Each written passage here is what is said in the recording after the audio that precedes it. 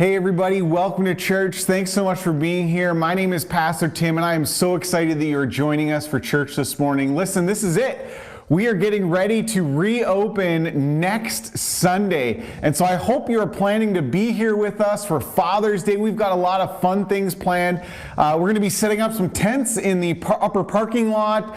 So bring a lawn chair. There'll be shade. You can come and participate. We're going to have an awesome time as we worship together as a congregation for the first time in a long time.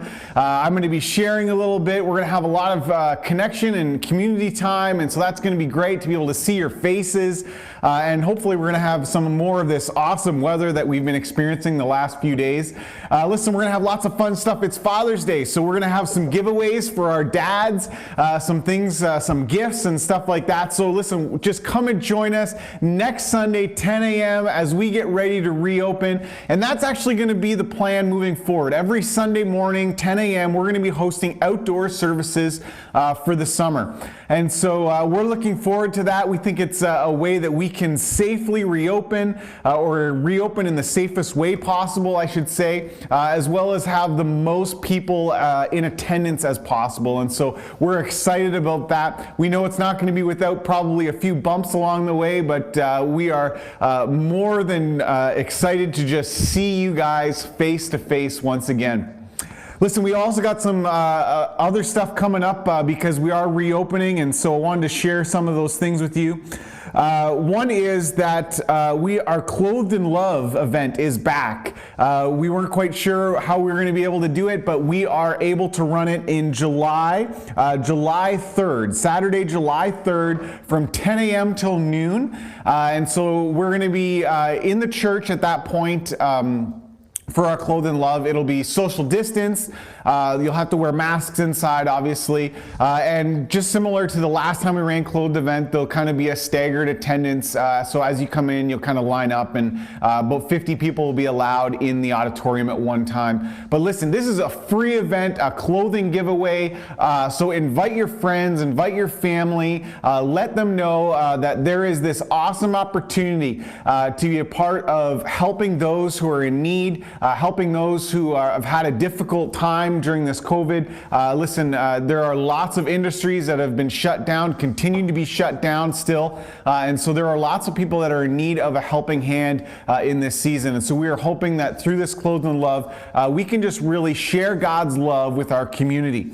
The last thing is that we are doing something kind of unusual, or something different, I should say, that we have never done before for our long weekends this summer. We're calling it Kicking It Old School. And Libby is heading this up. And so on long weekends in the summer, so the July long weekend and the August long weekend, our services in the morning are going to be pre-recorded. We're actually going to have some missionaries that are going to be sharing with us. And they're going to be doing that virtually from their place, from their context. So we're going to be hearing from the Englishes who are serving in Mexico. And they're going to be actually, they've sent us a video from Mexico.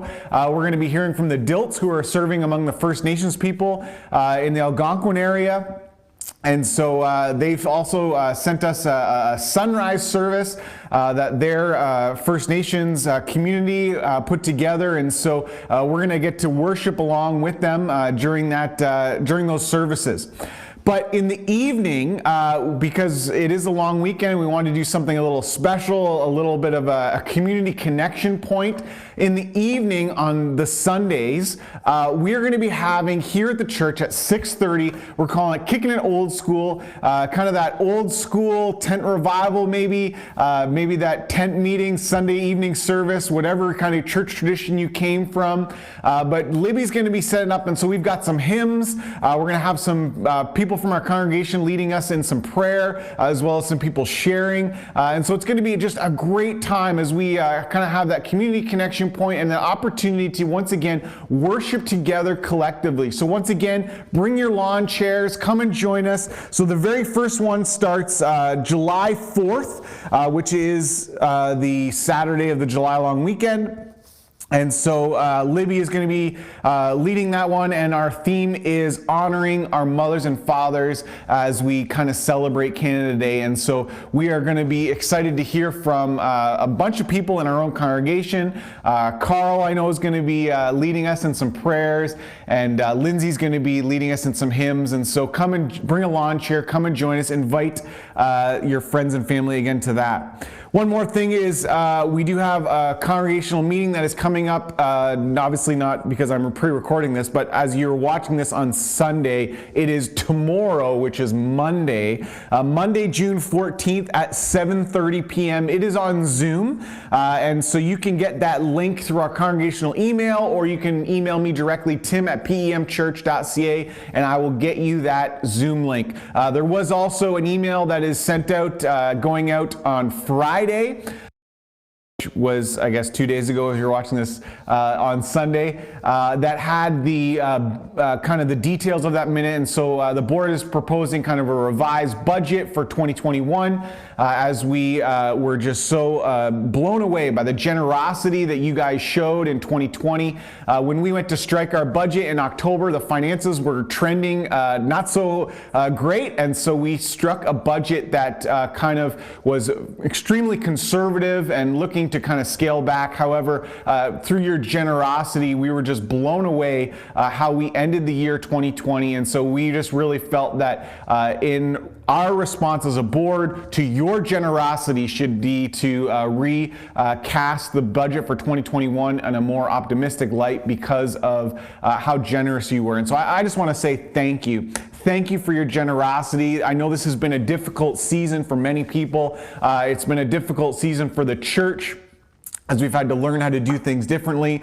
We felt the strain and the distance of being separated and not being in person. And so I just once again want to say thank you for continuing to be a part of the ministry here at Plattsville Church, for continuing to support what God is doing, and continuing to say yes with your money and with your priorities, to say, I want to be a part of what God is doing in and through Plattsville Church. And so thank you so much. Listen, if you want to continue on with that, if you're saying here, hey, listen, maybe 2020 was not friendly to me and I was not able to give, but now things are maybe turning around a little bit. If you want to be a partner with us in what God is doing here, would you visit our website, www.plattsville.church and /give, or you can actually find the information right on our homepage, ways that you can partner with us, ways that you can give. There's a number of different ways that you can contribute financially, and so all the information is there. I'd encourage you to go and check that out. And once again, just thank you for your generosity. Well, we've got one more announcements from our day camp leaders. So take it away, Michelle and Hannah. Good morning, church. Good morning. We just wanted to say thank you for all of your support so far while we're planning day camp this summer. We've received a lot of really encouraging messages and advice from past years, and we really appreciate all the information coming in and all the support. Supplies are rolling in quick, so we appreciate that greatly as well. So all of the continued support is much appreciated. Yeah, and just wanted to give you guys a little camp update. So our first couple of weeks are pretty much full. Week 2 is completely booked up.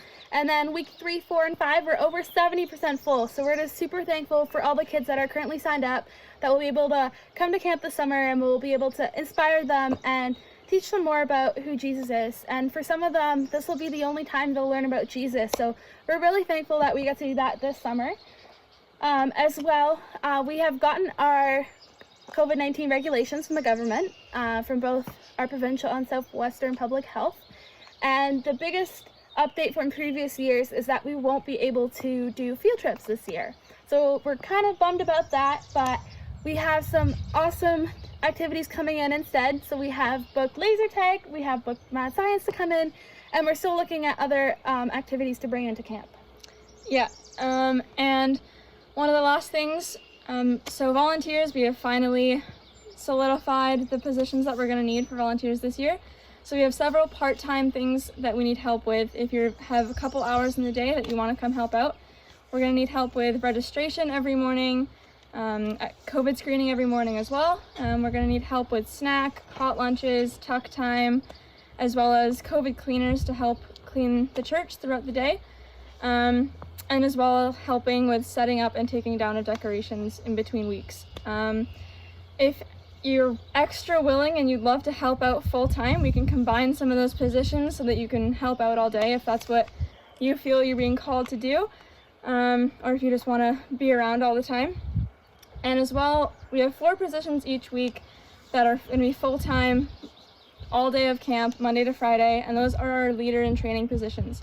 So these people will be helping the cohort leaders run their activities, and those would have to be all day, every day. So if you're looking forward to one of those positions or you want more information, you can email us at daycamp@pemchurch.ca and we can answer your questions for you there. And we're just so thankful for all that you've done for us so far. The supplies are coming in steadily, but we're still looking for more. So if you want an update on what we need, you can email us again. They'll also be in the comment section for you. Moreover, we would love some prayer from you guys. So as we're planning, we would just love some prayer for guidance on what activities to do next, how to motivate our staff this summer. And yeah, we especially want prayer for our leaders that are coming in, that God would just give them a peaceful June so that they are ready and excited to go for July and is excited for that camp that we're going to be running. And we also want to pray for the campers that are coming in that, they just get to be inspired and that they get to learn more about God. So we just want to thank you for all that you've done. And yeah, if you have any questions or would love to just chat about camp with us, feel free to reach out to us. Yeah, thank you so much. Good morning, Plattsville Church. It is good to be on this side of the screen from you and sharing in the ability to worship God no matter where we are and no matter what we're experiencing. So this morning, just want to draw our eyes and our hearts and our spirits to turning our eyes on Jesus. And not just because of what he does for us, but of who he is. That we have the privilege, that we have the joy of being able to worship the God of the universe who died for us and gave so much for us. So that we can live in true hope and peace and joy and not get sucked into all the things that, are just tough sometimes. So having gone through a few days for myself of feeling a little bit down and out and just needing to really have some realignment and reassessment of remembering who God is and that he truly is present in even the struggles. So let's sing and declare today from where you are, and I'll sing and declare from here that we can turn our eyes on Jesus and that we can trust him and that he really does choose to bless us and give us peace in all things. So Jesus, we thank you. Thank you for who you are, that we can take these moments, that we can stop, that we can breathe, that we can rest in who you are, and the fact that you will not only walk beside us, but that you will carry us when necessary. So we long to give you all the glory and all the praise today and always. Thank you for these minutes that we can have together with you and with one another. Just give you praise in Jesus' name. Amen.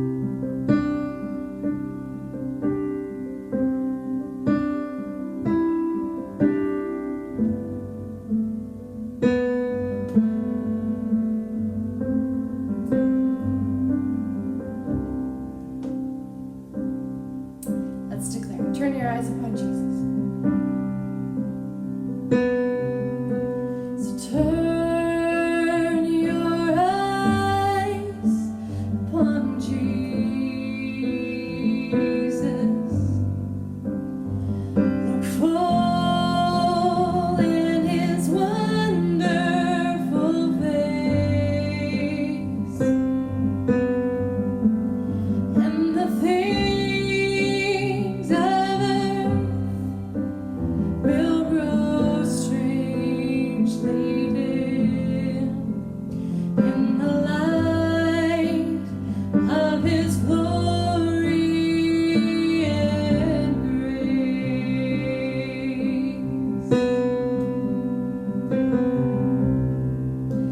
Let it grow dim this morning. Turn your eyes. Turn your eyes upon Jesus.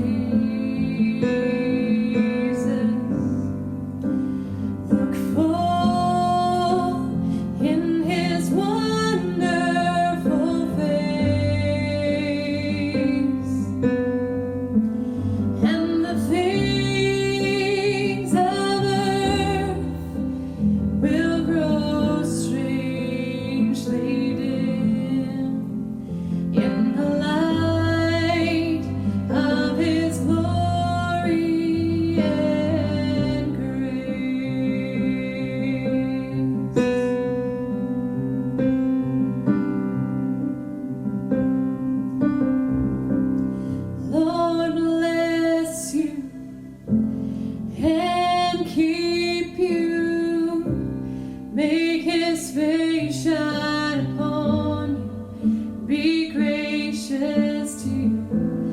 The Lord turn his face toward you and give you peace.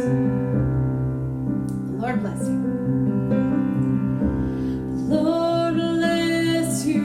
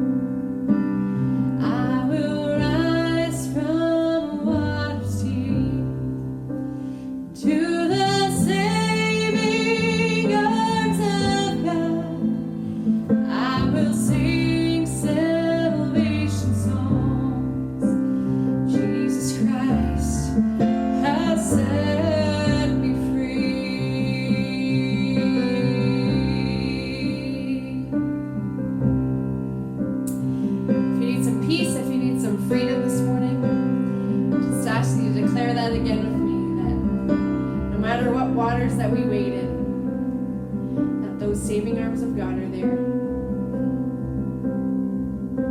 That Jesus can and wants to and will set you free. I will rise from water's deep to the saving arms of God. I will sing salvation songs, 'cause Jesus Christ has set me free.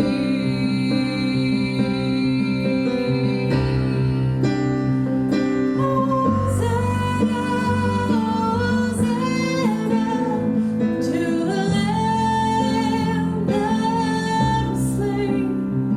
Hosanna, Hosanna, Jesus died and rose again. Hosanna, Hosanna to the Lamb that was slain. Hosanna, Hosanna, Jesus died and rose again.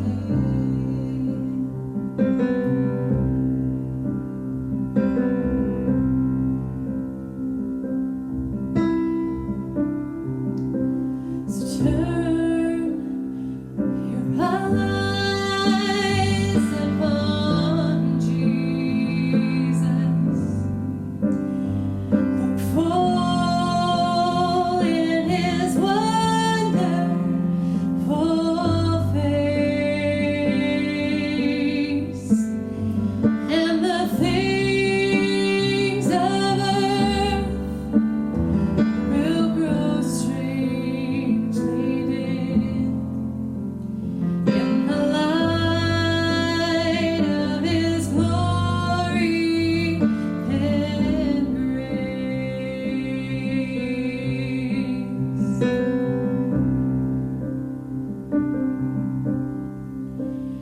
And the things of earth will grow strangely dim in the light of His glory and grace.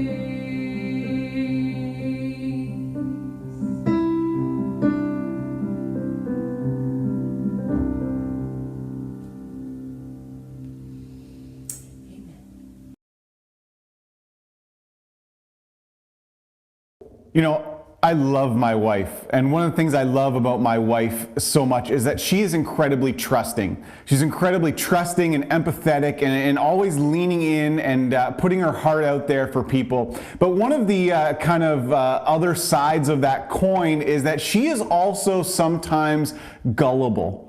In fact, a few years ago, I came home from hockey and she asked me how it went, and I said, you know what, listen, it was great, but it was kind of uncomfortable because I had to go to the bathroom the whole time. And she said, oh yeah, what do you do when you have to go to the bathroom and you're playing hockey? And without hesitation, I just said, oh, you just go in your equipment. And she said, oh my goodness, that is disgusting. I can't believe you would do that. No wonder your hockey equipment smells so bad. And that was it. That was the end of the conversation. I didn't correct her. She believed me. Until about 3 months later, we were sitting around the table, my extended family, my parents, and my sister and brother-in-law, and we were talking about hockey again. And suddenly Steph pipes up and says, you know, I still cannot believe that you guys go the bathroom in your hockey equipment. At which point everybody's fork kind of dropped and they said, excuse me? And at which point I burst out laughing because I remembered our conversation from a few months earlier. At which point she glared at me with death in her eyes. We kind of laughed about it. I don't know about you, but have you ever come to believe something that is just so incredibly crazy?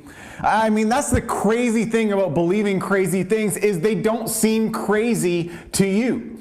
And I bring this up because I don't know if you know this, but recent studies have shown that conspiracy theories are much more prevalent in evangelical Christians than they are in non-Christians. There's something about evangelical Christianity that kind of predisposes us or kind of allows a fertile field for conspiracy theories to grow. Why is that? What is it about the Christian faith that somehow causes us to kind of think these crazy, irrational ideas? Well, I don't know about you, but I grew up in a worldview that was often dictated by us versus them. Us inside the church versus them outside of the church. Us, the true believing Christians, versus them, the non-believing non-Christians. And that played itself out in a number of places, but one of the reasons I bring that up is because specifically when we're talking about conspiracy theories, I think one of the things that has kind of remained with us, and particularly millennials, which is myself, evangelicals who grew up in a similar context to me. We grew up in this atmosphere of suspicion of them, suspicion of the outside scientific world, and that played itself out in a number of arenas. It played itself out in my private school education. It was one of the reasons that my parents chose that they wanted to have Christian education, is because we didn't want Tim to be educated in the them thought. We wanted him to be educated in the us thought. And one of those lightning rod kind of issues was evolution. Evolution versus creation. And the narrative that was often given to me, and listen, I went to the creation, theories or the creation lectures. I went and saw special speakers. I read books about it. And the kind of narrative that was put forward was, listen, the science, the true science, the real science, the actual truth is that creation is rational. But there are these other scientists. There is this them. There is this outside. There are these other people that are trying through the scientific method to serve their purposes, antithetical to our purposes. And so we drew a line, us versus them, and there became a number of lightning rod issues. I'm sure in your mind right now you can think of what those are, because that same ideology of us versus them continues today. Whatever the issue issues are that you are thinking about in your mind right now, I guarantee that many of us have grown up or developed within our Christianity this idea that if you are us, you believe this. But if you are them, you believe that. And it has set us up with these kind of two opposing circles. These two opposing circles, one of faith and one of science. And this isn't unique to those who grew up in the 1990s. In fact, way back in the 18th century, 19th century, there is a whole scholarship, a whole area of scholarship devoted to what they call conflict theory between faith and science, and how the two are diametrically opposed and cannot get along. And so there's something that has been kind of inbred into the way we view science through the eyes of faith that says science is a that and faith is a this. And maybe they overlap at some point. And so if I'm coming from the science camp, I can believe the part that overlaps, but still in my circle. And if I'm in the faith camp, I can believe the science that overlaps with my faith circle, but I cannot take and believe what is not in my circle. And so we move forward 30 years into the future to March 2020, and the world finds itself in a pandemic, a reality that, let's be honest, very few of us can comprehend or wrap our minds around. Very few of us can fully come to terms with where it came from, how it's transmitted, what it actually means for our health and safety, for our communities. And so once again, I should say, we find this growing chasm between faith and science. And if you've turned on the news lately, within the last year and a half, you will often find this setup between those who those who are evangelical believers who believe one thing about COVID, and those who are, shall we say, non-believing scientific community who say another thing about COVID. And we see these two groups unable once again to close the chasm. Science and faith. What role do they play, and how do we actually engage with both in an authentic manner? That is the topic that we are addressing in this third Sunday of our sermon series as we turn to that greatest commandment. It says, love the Lord your God with all of your passions, all of your prayers, and all of your intelligence. See, love, as I've said many times throughout this series, has a wide variety of meanings. We understand it: intimate love, friendship love, political loyalties, even personal preferences are often all summed up using this word love. But in Jewish thought, love was always expressed in deeds of obedience, in piety, and in faithfulness to the Torah. In fact, throughout all of Christian history and most Jewish history, almost all the early church fathers, all of the Middle Ages, and even into the Reformation, loving the Lord your God was defined primarily through this last category: the mind, intelligence, or knowledge. In fact, it led Swiss Reformation theologian Heinrich Bullinger to say, there is no loving without knowing. There is no loving without knowing. And so once again, how then do we come to understand what it means to love God when so many of us understand this idea of science and faith as two circles, maybe not overlapping at all, or maybe with small, limited amounts of overlap? How are we supposed to love a God with all of our intelligence if faith and science are opposed to each other? Well, this morning I want to suggest to you that this idea of faith and science being opposed is somewhat of a false dichotomy that we have created and sustained in our Christian faith. I want to suggest to us this morning that when we look at the person of God, one of the things that we, as throughout our Christian history and throughout our Christian faith, have always said is that God is known and defined through objective truth. What I mean by that is, if we pursue objective truth, we are pursuing the things of God. I mean, all of our Christian worldview is built on this idea. The idea of right and wrong, justice and injustice, God's will and sin is all around the idea that there is an objective truth to this world. And that it is actually woven into the very fabric and nature of God. That if we actually pursue truth, we are pursuing the very nature of God. It's kind of like Paul says in Philippians chapter 4, verses 8 to 9. He says, and now he's kind of signing off to the Philippians, the church of Philippi. He wrote them a letter, and we call it the book of Philippians. And so he's kind of signing off at the end of his letter. And he says, now listen, and now, dear brothers and sisters, one final thing. Fix your thoughts on what is true.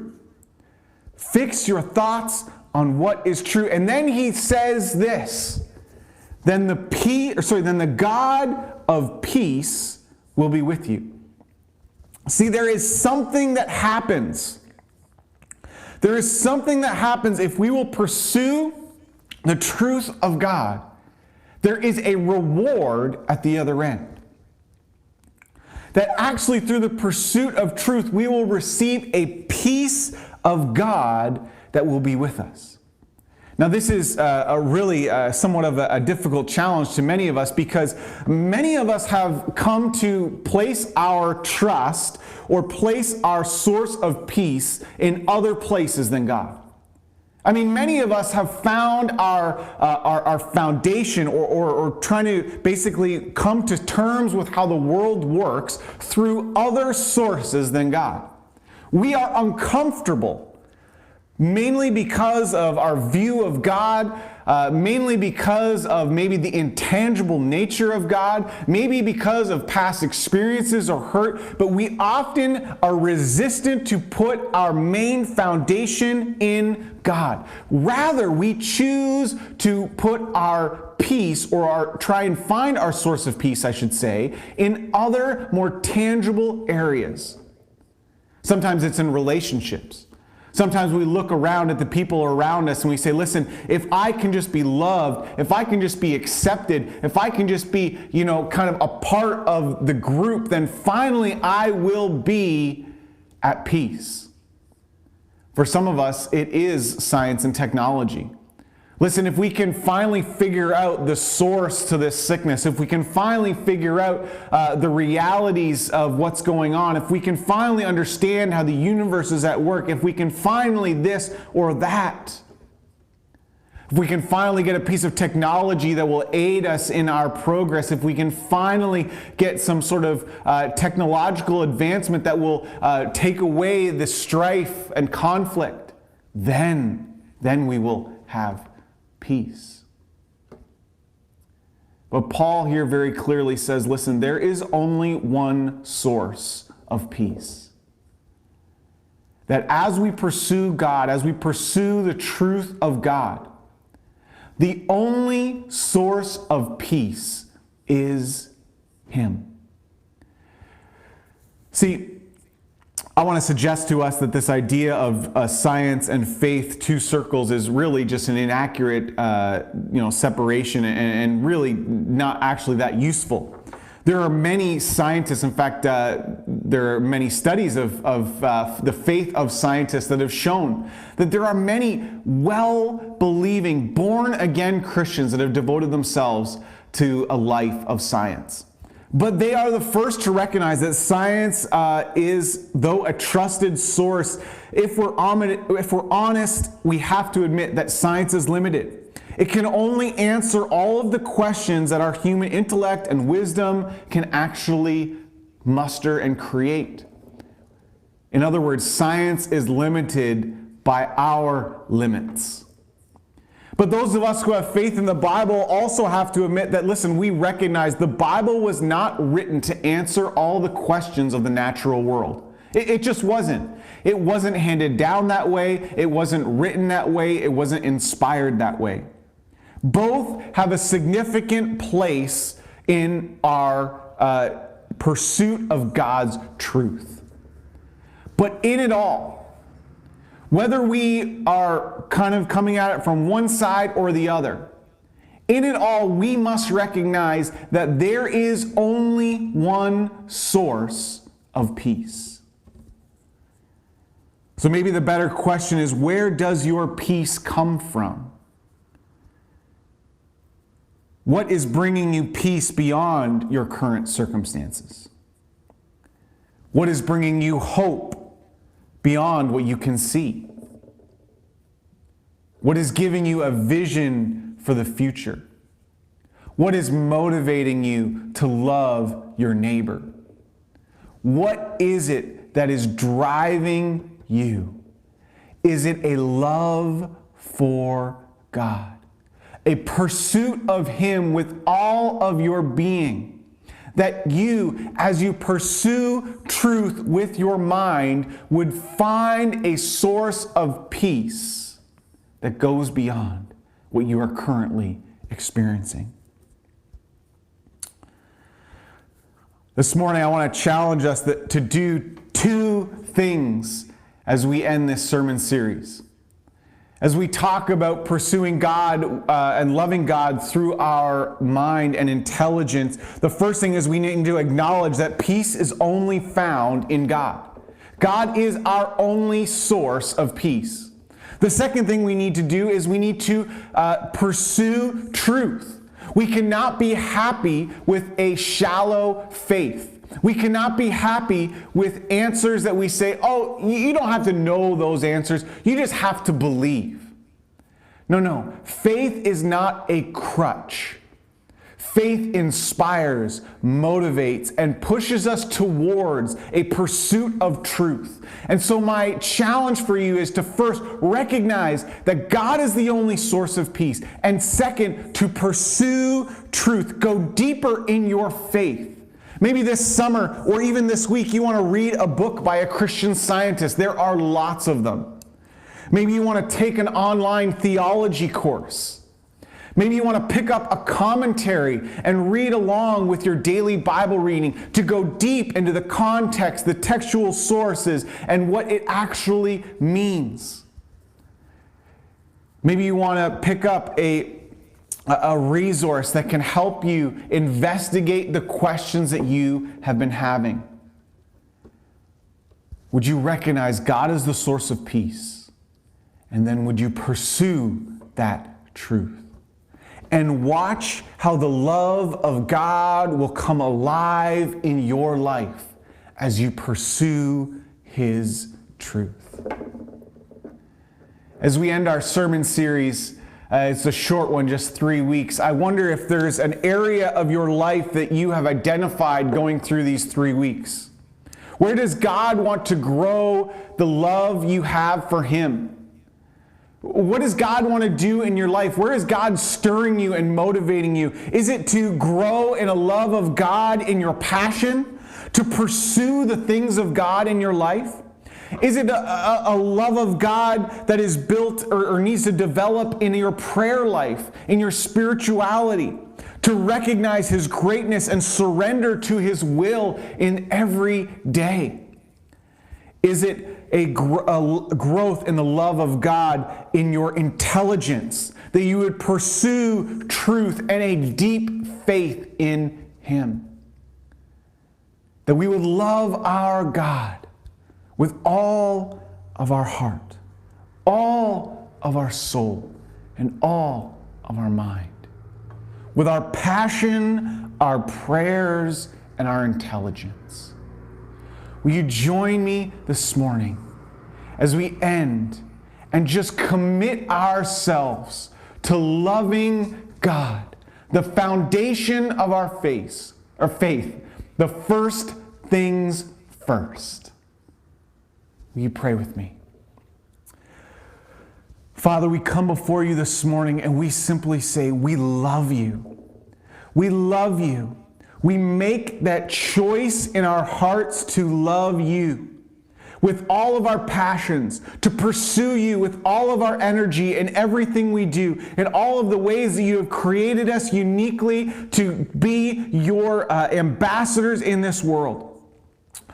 We pursue you and love you with all of our prayers, with all of our spirituality, to recognize that you have a will for our lives, that you are calling us forward, and we surrender and give ourselves to that will.